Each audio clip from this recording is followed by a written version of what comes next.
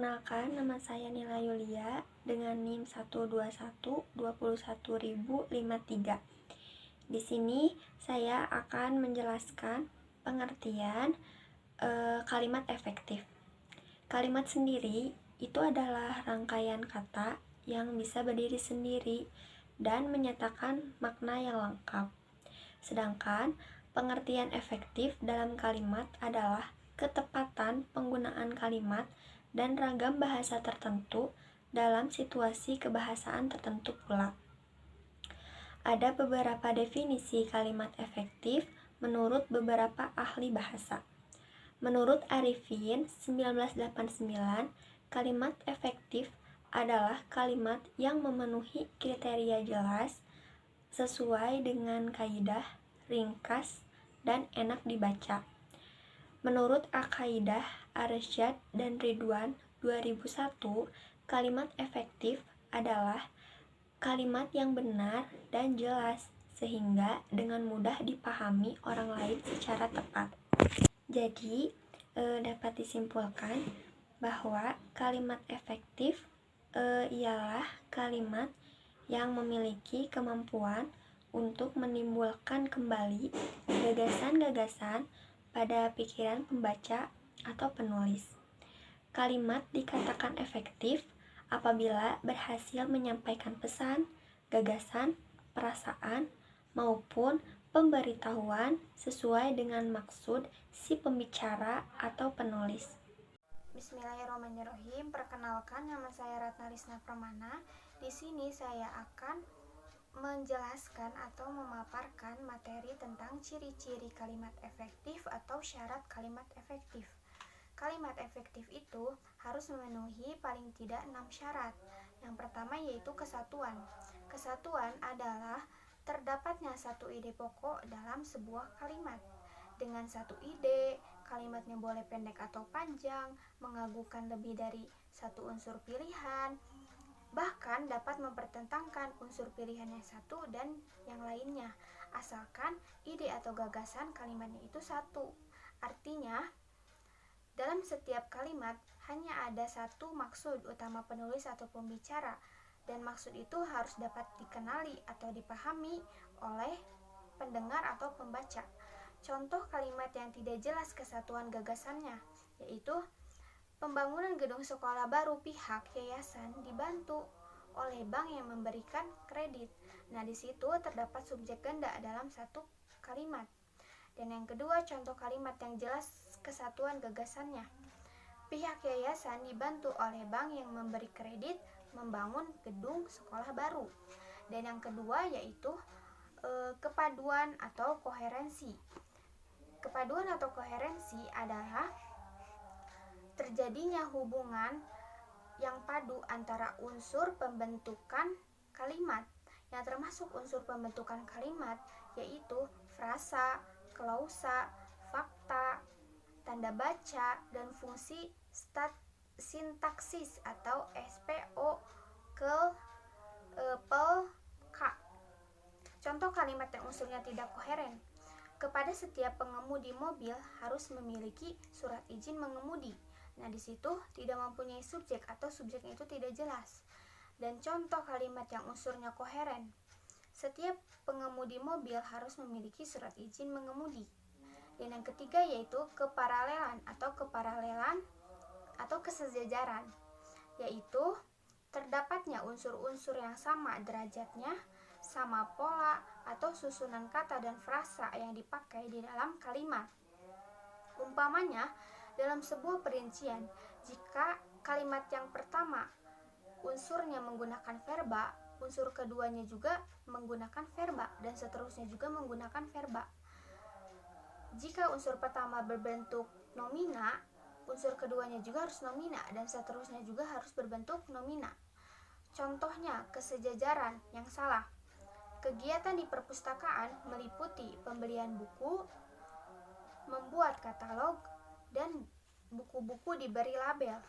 Dan contoh kesejajaran atau paralelisme yang benar yaitu kegiatan di perpustakaan meliputi pembelian buku, pembuatan katalog, dan pelabelan buku. Dan yang keempat yaitu ada ketetapan. Ketetapan adalah kesesuaian atau kecocokan pemakaian unsur-unsur yang membentuk suatu kalimat sehingga tercipta pengertian yang bulat dan pasti. Di antara semua unsur yang berperan dalam pembentukan kalimat, harus diakui bahwa kata memegang peranan terpenting. Tanpa kata, kalimat tidak akan ada. Akan tetapi, ada kalanya atau harus memilih dengan akurat satu kata, satu frasa, satu idiom, dan satu tanda baca dari sekian pilihan demi terciptanya makna yang bulat dan pasti. Dalam praktek di lapangan, baik dalam wacana lisan maupun wacana tulisan, masih banyak pemakaian bahasa yang mengabaikan masalah ketetapan pemakaian unsur-unsur pembentukan kalimat. Akibatnya, kalimat yang dihasilkan pun tidak tinggi kualitasnya. Contoh penulisan kalimat yang tidak memperhatikan faktor ketetapan. Contohnya, karyawan teladan itu memang tekun bekerja dari pagi sehingga petang. Nah, di situ salahnya itu dalam pemakaian kata sehingga. Dan contoh penulisan kalimat yang memperhatikan faktor ketetapan yaitu karyawan teladan itu memang tekun bekerja dari pagi sampai petang. Dan yang kelima yaitu kehematan. Kehematan ialah adanya upaya menghindari pemakaian kata yang tidak perlu. Hemat di sini berarti tidak memakai kata-kata mubazir, tidak mengulang subjek, tidak menjamakan kata yang memang sudah jamak. Dengan hemat kata, kalimat akan menjadi padat dan berisi. Contohnya kalimat yang tidak hemat. Saya melihat dengan mata kepala saya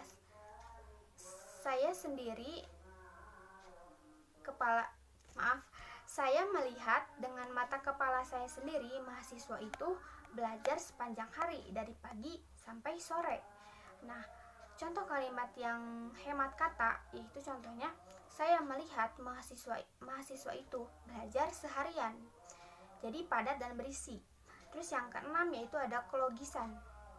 Kelogisan ialah terdapatnya arti kalimat yang logis atau masuk akal. Logis dalam hal ini menuntut adanya pola pikir pada sistematis. Sistematis ini yaitu runtun atau teratur dalam perhitungan angka dan penomoran. Sebuah kalimat yang sudah benar struktur, tanda baca, kata atau frasanya dapat menjadi salah jika maknanya lemah dari segi logika berbahasa. Contohnya dari segi logika berbahasa yang salah. Kambing sangat senang bermain hujan, padahal kambing ini tergolong hewan yang anti air. Dan yang kedua, contohnya karena lama tinggal di asrama putra, anaknya itu semua laki-laki. Nah, di sini tidak ada hubungannya tinggal di asrama putra dengan anak laki-laki. Dan yang ketiga yaitu tumpukan itu terdiri atas pecahan ribuan, ratusan, 10 ribuan, 50 ribuan, dan 20 ribuan. Nah, di situ tuh tidak runtun dalam merinci. Mungkin sekian yang dapat saya sampaikan. Sesi Famutera Jaya Putri akan menjelaskan materi selanjutnya yaitu tentang ketidakefektifan kalimat. Ketidakefektifan kalimat yaitu kalimat yang tidak memiliki dan tidak mempunyai sifat-sifat yang terdapat pada kalimat efektif. Nah, ketidakefektifan kalimat ini dapat disebabkan karena penggunaan eja yang kurang tepat, terutama dalam penggunaan tanda koma dan kesalahan struktur. Ada faktor-faktor penyebab ketidakefektifan kalimat itu terjadi, yaitu ada 10. Yang pertama, kontaminasi atau kerancuan. Yang kedua, pleonasme. Yang ketiga, ambiguitas. Yang keempat, ketidakjelasan subjek. Yang kelima, kemubadiran preposisi dan kata. Yang keenam, kesalahan logika. Dan yang ketujuh, ketidaktepatan bentuk kata. Yang kedelapan, ketidaktepatan makna kata. Yang kesembilan, pengaruh bahasa daerah. Dan yang kesepuluh, pengaruh bahasa asing. Nah, penjelasan ke-10 faktor tersebut, yang pertama, kontaminasi atau kerancuan. Kontaminasi itu makna dasarnya itu adalah pengotoran atau pencemaran atau bahkan bercampurnya sesuatu dengan unsur lain gitu. Sedangkan kalau menurut istilah bahasanya, kontaminasi itu adalah penggabungan bentuk kata atau penggabungan bentuk frasa, susunan dan kaidah bahasa yang satu dengan yang lainnya, sehingga memunculkan atau menimbulkan bentuk yang baru yang sebenarnya tidak lazim gitu. Nah, kontaminasi atau kerancuan ini dapat dibedakan menjadi 3 berdasarkan strukturnya. Yang pertama itu adalah kontaminasi kalimat, dan yang kedua adalah kontaminasi susunan kata, dan yang ketiga itu kontaminasi bentukan kata.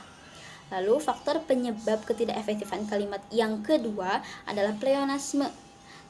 Pleonasme itu adalah mempergunakan kata-kata yang lebih banyak daripada biasanya gitu, yang mana kata-kata itu tuh nggak diperlukan gitu.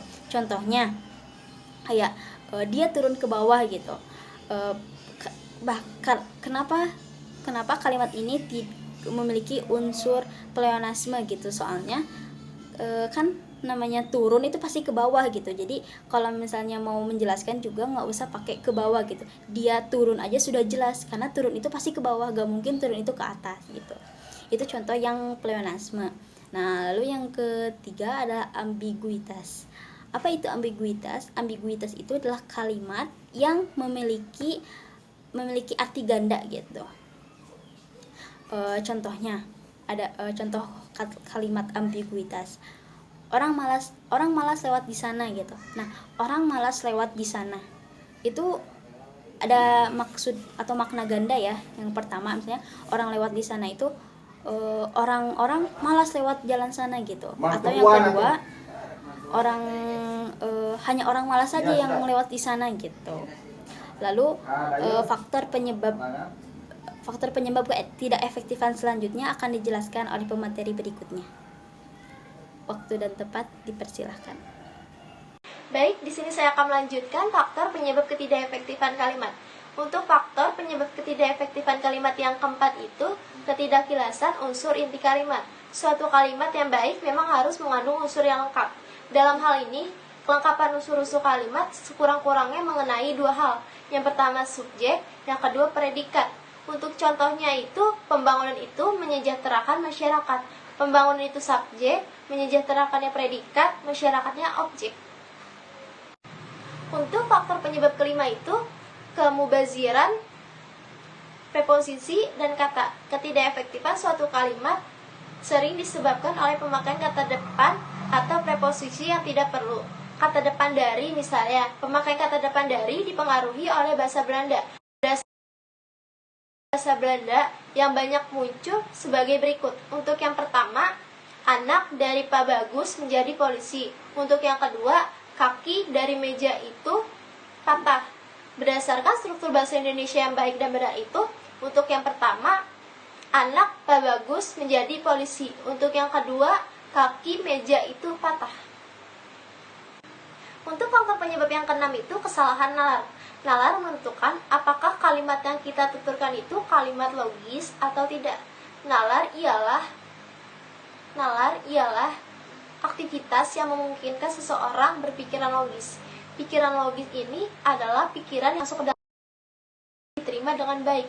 Untuk contoh kesalahan nalarnya itu adalah, hadirin yang kami hormati, kita tiba sekarang pada acara berikutnya, yaitu sambutan Bapak Bupati. Waktu dan tempat kita persilakan. Itu termasuk contoh kesalahan nalar. Untuk kata perbaikannya itu seperti ini. Hadirin yang kami hormati, kita tiba sekarang pada acara berikutnya, yaitu sambutan Bapak Bupati. Untuk Bapak Bupati, kami persilakan. Untuk yang kedelapan itu adalah ketidaktepatan bentuk makna. Jika sebuah kata tidak dapat dipahami maknanya, maka pemakaiannya pun akan tidak tepat. Hal ini akan menimbulkan keganjilan, salah tafsir, dan kekaburan. Untuk yang kesembilan adalah pengaruh bahasa daerah. Banyak dari bahasa daerah yang masuk ke dalam bahasa Indonesia. Contoh katanya itu ada heboh, becus, lumayan, mendingan, awet, seret, macet, cemooh, semarak, dan melempem. Semua itu termasuk ke dalam bahasa daerah. Banyak kata-kata yang dalam bahasa Indonesia. Hal ini tampaknya tidak menjadi masalah jika digunakan dalam bahasa sehari-hari. Akan tetapi, bahasa daerah belum menerima bahasa Indonesia. Hal inilah yang perlu dihindari agar tidak terjadi kemacetan. jika berkomunikasi, sehingga akan menimbulkan informasi yang tidak efektif. Untuk yang terakhir ini ada pengaruh bahasa asing. Dalam perkembangannya, bahasa Indonesia tidak terlepas dari bahasa lain. Ada pengaruh bahasa daerah ataupun bahasa asing ini. Pada satu sisi, bahasa asing ini dapat memperkaya khazanah Indonesia. Namun, di sisi lain juga akan mengganggu tata kaidah Indonesia. Dapat menimbulkan ketidakefektifan kalimat. Nah, untuk katanya itu seperti ada kata pikir, saleh, dongkrak, kursi, dan fakultas.